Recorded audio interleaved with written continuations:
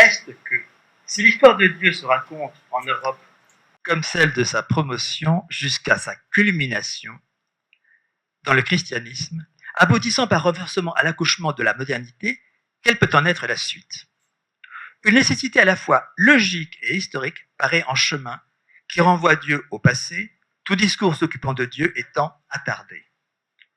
Or, le repli d'un des partis attitrés, puis de Dieu face à l'athéisme, fait-il disparaître pour autant le complexe des motivations engagées et leur économie d'ensemble? Même un étiolement n'appelle-t-elle pas ailleurs, dans l'idéologie, quelques renforcements compensateurs? L'arrachement de l'idée de Dieu ne produit-il pas lui-même ses surgeons à travers la prolifération de tous les évangélismes, pour ne rien dire du report sur le monothéisme, plus intransigeant de l'islam, etc. De là l'opportunité qu'il y a à considérer, sur le temps long de la tradition chinoise, comment la lente résorption de l'idée de Dieu s'y faisant sans secousse, sans polémique, sans anathème, le cas chinois, comme on disait, en estompant Dieu,